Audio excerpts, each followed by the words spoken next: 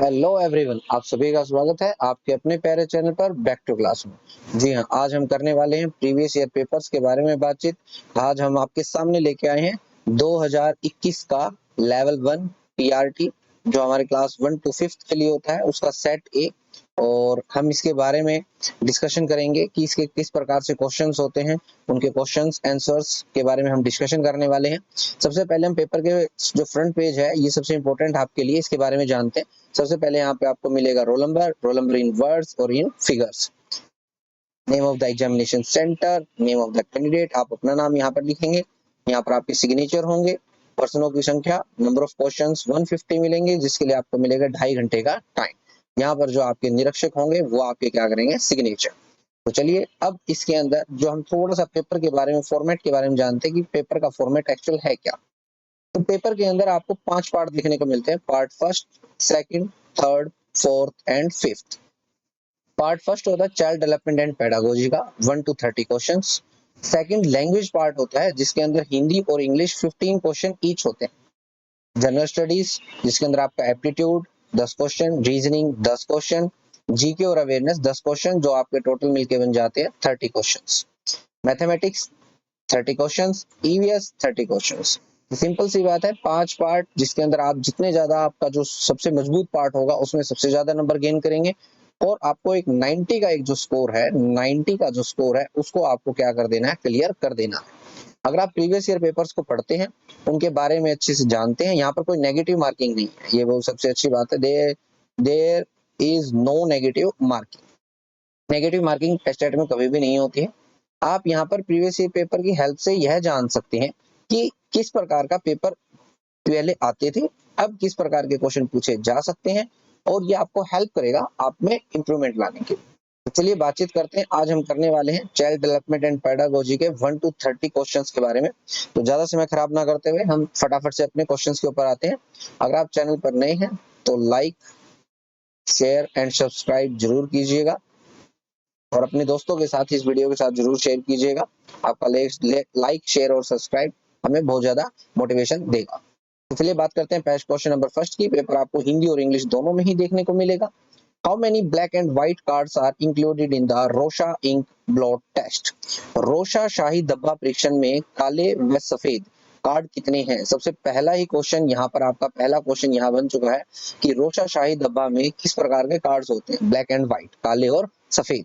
उसके बाद आता है नेक्स्ट क्वेश्चन कि उसके अंदर कितने कार्ड्स इंक्लूडेड थे, 2, 3, 4 एंड 5। तो आपका जो ऑप्शन है वो आ जाएगा ऑप्शन नंबर 5। तो आपके 5 जो कार्ड है वो रोशा शाही दबा के अंदर आपके यहाँ इंक्लूडेड है। क्वेश्चन नंबर सेकंड की बातचीत करते हैं। Which one of the following psychologist is not related to the behaviourism. निम्नलिखित में से कौन सा मनोवैज्ञानिक व्यवहार से संबंधित नहीं है। नहीं वाले क्वेश्चंस के ऊपर एस्टेट में आपको बड़ा फोकस देखने को मिलेगा। तो नहीं वाले क्वेश्चंस में नहीं या नोट, उसको सबसे पहले आप अंडरलाइन कर लीजिएगा या फिर उसे सर्कल कर लीजिएगा।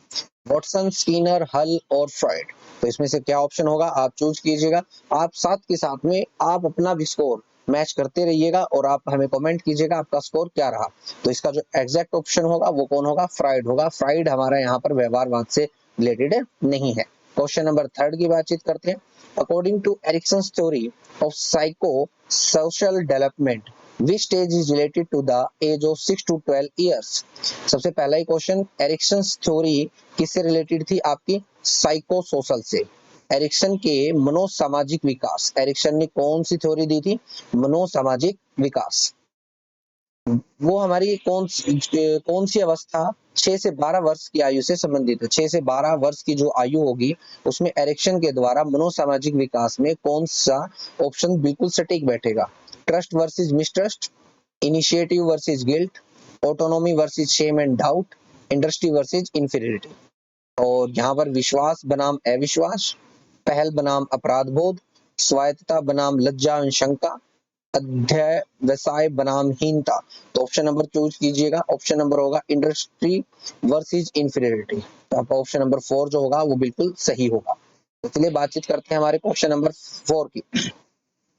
Response that produce a satisfying effect in a particular situation become more likely to occur again in that situation. This law of learning is given by whom। इसका जो सही मतलब यह है कि कुछ ऐसी प्रतिक्रियाएं होती हैं विशेष स्थिति के अंदर जो हमें बड़ा अच्छा महसूस करवाते हैं, संतोषजनक प्रभाव उत्पन्न करती हैं। उस स्थिति की उन्हें दोबारा फिर होने की अधिक संभावना होती है। सीखने का यह नियम किसके द्वारा दिया गया? स्किनर, थॉर्नडाइक, पावलोव और वॉटसन। तो आप बताइएगा किसके द्वारा दिया गया था? तो ये दिया गया था थॉर्नडाइक के द्वारा। किसके द्वारा दिया गया था? थॉर्नडाइक के द्वारा। Question number 5, the derive reduction theory of motivation is given by. Important question है हमारा यहाँ पर। The derive reduction theory of motivation is given by, मैंने बहुत से पेपर में देखा इसे। प्रेरणा प्रबलन हास सिद्धांत के प्रदाता हैं। कौन होगा हमारा यहाँ पे? हल, मैस्लो, एटकिंसन या रिचर्डसन? फटाफट सोचिए क्वेश्चन को और आप साथ के साथ अपने क्वेश्चन को कमेंट भी कर सकते हैं। हल, इसका क्या आएगा? हल। हल ने हमें प्रेरणा प्रबलन हास सिद्धांत दिया था। हल एच यहाँ है और यहाँ हास में भी है, आप रिलेट करके पढ़ सकते हैं। Question number 6, Sheldon has divided all human beings into different categories on the physical dimension. What is this method of personality study? अब किसने, ये क्वेश्चन आ सकता है, कौन था जिसने ह्यूमन बींग्स को फिजिकल डायमेंशन के बेस पे डिस्ट्रीब्यूटेड किया था, क्लासिफाई किया था? तो वो कौन था? शेल्डन था। शेल्डन ने सभी मनुष्य को शारीरिक आयाम पर विभिन्न श्रेणियों में विभक्त किया। व्यक्तित्व अध्ययन किया कौन सी विधि है? फेलगुन विधि, मनोविश्लेषण, प्रारूप विधि, प्रारूप और प्रकार दोनों ही आते हैं इसके अंदर, मूल प्रवृत्ति विधि, trait method, psycho analytic method, type method and basic instinct method. तो सोचिएगा ऑप्शन नंबर होगा इसका कौन सा? Type method. ये उसने अपनी टाइप बनाई थी, किस तरीके से हम इस चीजों को बांटेंगे, तो इसका टाइप आ जाएगा, क्या आएगा? टाइप। क्वेश्चन नंबर 7 की बातचीत करते हैं। Question number 7, which of the following is note. मैंने पहले ही कहा था नोट वाले क्वेश्चन पे स्टेट खूब फोकस करता है, बहुत ज्यादा फोकस करता है। तो नोट को पहले आप अंडरलाइन कर ले, सर्कल कर ले। Learner centre teaching learning strategy. तो निम्नलिखित में से कौन सी अधिगमकर्ता केंद्रित शिक्षण अधिगम व्यूह रचना नहीं है? इनमें से नहीं ढूंढना है हमें। सरकारी अधिगम, समस्या समाधान, व्याख्यान, प्रयोजना, cooperative learning, problem solving, lecture and project. फटाफट सोचिएगा, देखिएगा कि क्या ऑप्शन होगा। हर एक नंबर आपके लिए बड़ा इंपॉर्टेंट है, तो इसके लिए कोऑपरेटिव लर्निंग बहुत ज्यादा जरूरी है। लर्नर सेंटर्ड के लिए प्रॉब्लम सॉल्विंग भी है, प्रोजेक्ट भी है, जिसके अंदर वो बहुत सारी चीजों को सीखता है। तो इनमें सबसे सही ऑप्शन नहीं बैठता है, वो है लेक्चर। क्या है? लेक्चर। क्वेश्चन नंबर 8 की बातचीत करते हैं। Who propounded the 3 dimension theory of intelligence. Important question है, किसने 3 डायमेंशन, किसने बुद्धि का त्रिविमीय सिद्धांत दिया था? Stanford, Sternberg, Spearman, Guilford. Stanford, मैं रिपीट करता हूं इंग्लिश में भी, Stanford, Sternberg, Spearman and Guilford. तो गिलफोर्ड, यहाँ पर जो इसका एग्जैक्ट ऑप्शन है वो क्या होगा? गिलफोर्ड। गिलफोर्ड ने 3 डायमेंशन थ्योरी दी थी। मछली के गिल 1 2 3, 3 याद कर लीजिएगा, Guilford. Okay. Question number 9, growth and development are the product of. Important question है, ग्रोथ एंड डेवलपमेंट। ये कई बार कुछ इस तरीके से भी लिखा आता है, ग्रोथ मल्टीप्लाई डेवलपमेंट, कुछ इस तरीके से भी लिखा आता है। तो ये क्या आएगा? वृद्धि एवं विकास उत्पाद है किसके? हेरिडिटी के, इन्वायरमेंट के, बोथ हेरिडिटी एंड इन्वायरमेंट के, नन ऑफ दीज। अनुवांशिकता के, वातावरण के, अनुवांशिकता एंड वातावरण दोनों के, इनमें से कोई नहीं। तो ये ऑप्शन आप में से, इसमें सिंपल सी है, हेरिडिटी नहीं होगा, इन्वायरमेंट नहीं होगा, बोथ हेरिडिटी एंड इन्वायरमेंट दोनों ही होगा, क्योंकि इसके अंदर दोनों होंगे तभी जाके हमारी ग्रोथ और डेवलपमेंट दोनों सटीक तरीके से हो सकती है बच्चे की। क्वेश्चन नंबर 10 की बातचीत करते हैं। Which of the flowing factor affects physical development of children? बच्चे की शारीरिक विकास को कौन प्रभावित करता है? ज्योग्राफिकल इन्वायरमेंट, वो जहां रहता है वहां पर। न्यूट्रिशियस फूड, क्या खा रहा है, कैसा फूड खा रहा है, जंक फूड खा रहा है या फिर घर पे बना हुआ अच्छा फूड खा रहा है। एंडोक्राइन ग्लैंड्स या फिर ऑल ऑफ दिस। तो ऑप्शन ऑब्वियस सी बात है, साफ, बड़ा ही मक्खन जैसा क्वेश्चन है, all of this. Question number 11, which one of not in an innate motive? Which one of the following is not an innate motive? कौन सा जन्मजात अभिप्रेरक नहीं है? भूख जन्मजात, नींद जन्मजात, दर्द परिहार जन्मजात, उपलब्धि, hunger, sleep, pain avoidance and achievement. तो देखिएगा इसके अंदर जो अचीवमेंट है वो हमें बाद में हम अचीव करते हैं, जन्म लेने के बाद हमें ये अचीव करना है, हमें फर्स्ट आना है, हमें ये गेन करना है, हमें वो वाली चीज लेनी है, हमें ये ऐसे खरीदना है, वैसा खरीदना है, इन सबको हम अचीवमेंट्स मानते हैं और इन पे आगे की तरफ में बढ़ते हैं। 11th का जो ऑप्शन आएगा वो क्या आएगा? 4। Question number 12, the stage of obedience for avoiding punishment is included in which level of morality in Kohlberg theory of moral development. सबसे पहला क्वेश्चन, मोरल डेवलपमेंट की जो थ्योरी थी किसने दी थी? कोल्सबर्ग ने दी थी। उसके बाद में जो पनिशमेंट को अवॉइड करने की बातचीत कर रहा है वो भी कौन कर रहा है? कोल्सबर्ग कर रहा है। सजा से बचने के लिए आज्ञाकारिता की अवस्था को कोल्सबर्ग के नैतिक विकास के सिद्धांत में नैतिकता के किस स्तर पर सम्मिलित किया गया है? पूर्व पारंपरिक नैतिकता, पारंपरिक नैतिकता, उत्तर पारंपरिक नैतिकता, इनमें से कोई नहीं। Pre conventional morality, conventional morality, post conventional morality, none of these. तो आपको जो ऑप्शन चूज करना है, तो इसमें ऑब्वियस सी बात है, सबसे पहले वो बचने की कोशिश करेगा तो पहला ही स्टेप उठाएगा। पहला स्टेप उठाएगा तो प्री स्टेज हो जाएगी आपकी प्री कन्वेंशनल मोरालिटी, पूर्व पारंपरिक नैतिकता। क्वेश्चन नंबर 13 की तरफ चलते हैं। Which of the following is note. देखिए बार बार नोट वाले क्वेश्चंस की तरफ एस्टेट हमेशा फोकस करता है, नोट वाले क्वेश्चंस पे बड़ा ध्यान रखिएगा। Which of the following is a principle of development? Is not a principle of development? निम्नलिखित में से कौन सा विकास का एक सिद्धांत नहीं है? हमें नहीं के ऊपर फोकस करना है। अंतर संबंधों का सिद्धांत, भिन्नता का सिद्धांत, पृथक्करण का सिद्धांत, दिशा का सिद्धांत। Principle of interrelations, variations, segregation and principle of direction. तो जो 13 है ऑब्वियस सी बात है, इसमें हम सेग्रीगेशन नहीं चाहेंगे, हम यहाँ डेवलपमेंट के अंदर हम सेग्रीगेशन नहीं चाहते, principle of segregation. Question number 14 की तरफ चलते हैं। हम ज्यादा से ज्यादा आपके क्वेश्चंस को कवर करवाने की कोशिश करेंगे, तो हमारे साथ बने रहिएगा और वीडियो को लास्ट तक जरूर देखिएगा और अपने दोस्तों के साथ जरूर शेयर कीजिएगा। 14 क्वेश्चन कहता है which of the flowing pair is incorrect. कौन इनकरेक्ट है, कौन सा युग्म सही नहीं है? पलायन होगा तो क्या भय होगा? ये कुछ मूल प्रवृत्तियां दी गई हैं और कुछ संवेग दिए गए। पलायन, भय, अपकर्षण, क्रोध, जिज्ञासा, आश्चर्य, शरणागति, विषाद। मतलब escape, fear, repulsion, anger, curiosity, wonder, appeal, distress. तो इसके अंदर आप देखेंगे तो ऑप्शन नंबर चूज करने की कोशिश कीजिएगा, जो ऑप्शन नंबर होगा आपका second, repulsion anger. Repulsion anger ये बिल्कुल सही नहीं है, रिपल्शन एंगर ये नहीं है, क्योंकि क्यूरियोसिटी वंडर, क्यूरियोसिटी होगी तभी तो वंडर होगा। क्वेश्चन नंबर 15 की बातचीत करते हैं।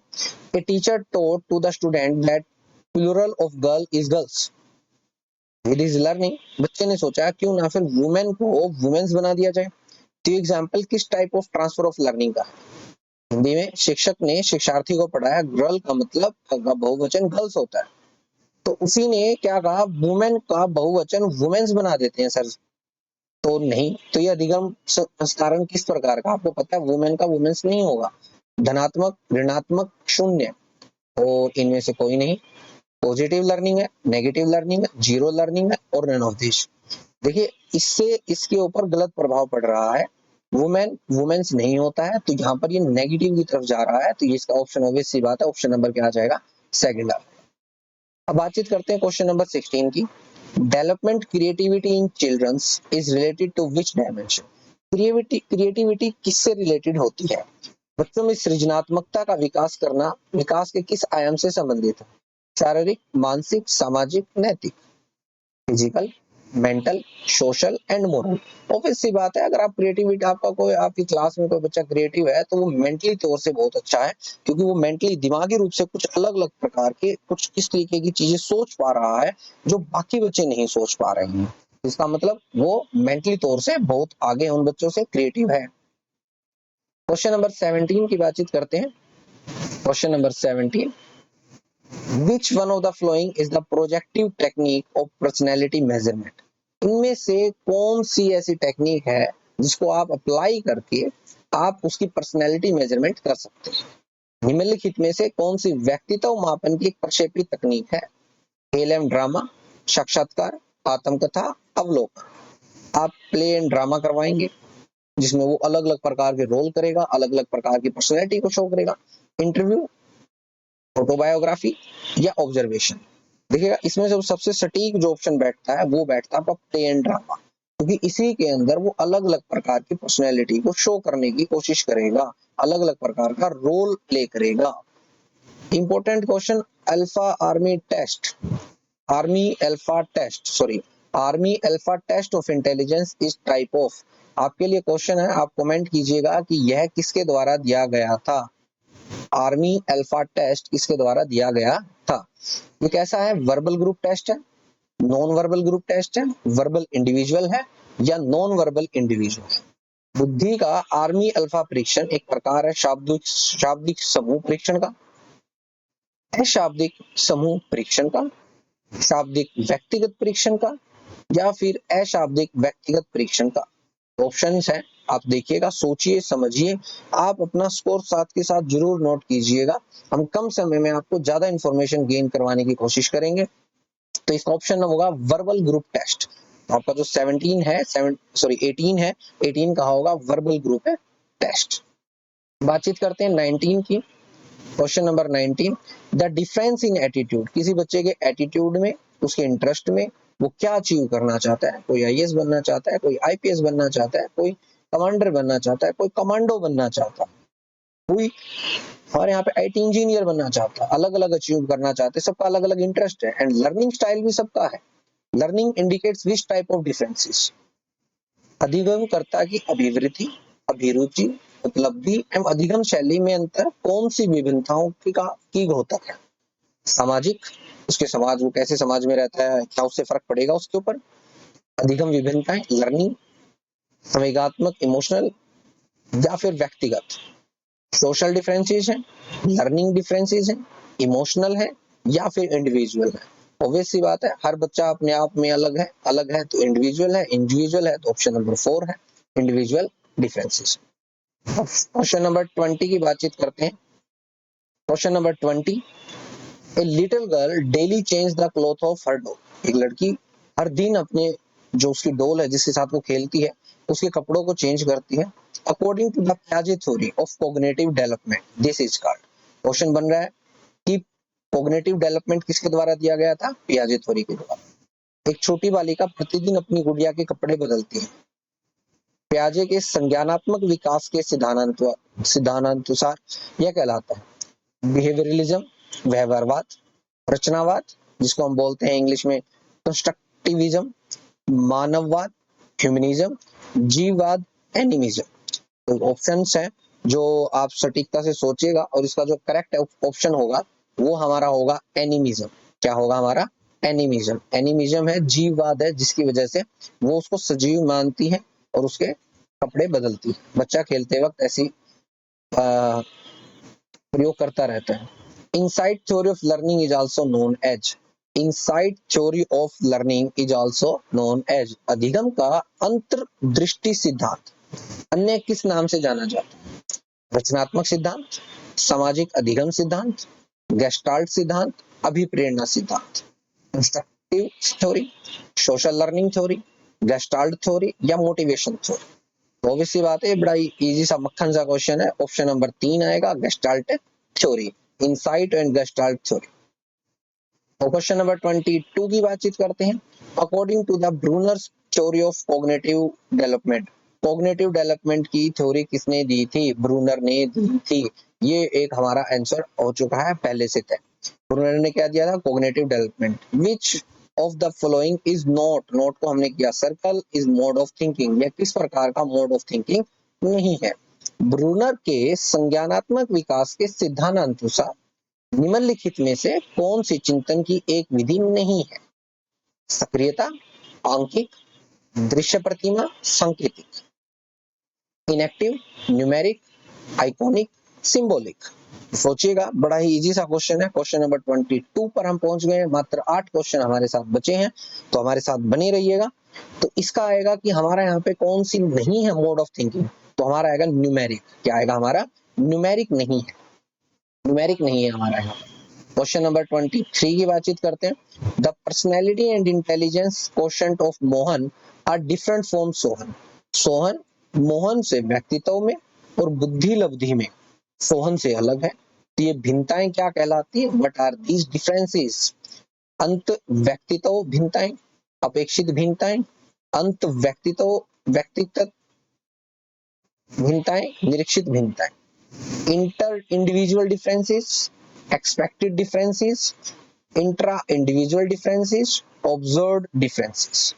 तो ये इंटर और इंट्रा के अंदर सबसे ज्यादा कंफ्यूजन होगा, तो यहाँ पर जो ऑप्शन होगा वो फर्स्ट होगा इंटर। क्या होगा? Inter individual. Question number next 24 की बातचीत करते हैं। Which one of the flowing task is not. आप कैलकुलेट करके देखिएगा, नोट वाले क्वेश्चंस ने पूरा यहाँ पर सबसे ज्यादा जो दबदबा बना रखा है यहाँ पर, related to the Torrance test of creativity. कौन सा निम्नलिखित में से कौन सा कार्य टोरेंस के सृजनात्मक परीक्षण से संबंधित नहीं है? पहला question, test of creativity Torrance के द्वारा दिया गया था। याद रखिएगा, Torrance test of creativity, Lawrence Torrance जो क्रिएटिविटी है, जो बहुत मशहूर कोरियोग्राफर भी हैं, आप उससे याद रख सकते हैं। असाधारण उपयोग संबंधी कार्य, युग्मों के मध्य नवीन संबंध से संबंधित कार्य, उत्पाद उन्नति संबंधी कार्य, पूछो एवं अनुमान लगाओ संबंधी कार्य। इंग्लिश में देखते हैं, unusual uses related task, new relationship between pairs and related task, product improvement related task, ask and gas related task. तो जो 24 नंबर है इसका होगा, जब हमें क्रिएटिव करना है तो कुछ न्यू रिलेशनशिप बनाने पड़ेंगे। उस रिलेशनशिप पुराने वाले तो हर कोई कर ही रहा है, तो हम यहाँ पर क्या करेंगे? न्यू रिलेशनशिप बनाएंगे। क्या बनाएंगे? New relationship. क्रिएटिव में न्यू रिलेशनशिप होना बहुत ज्यादा जरूरी है।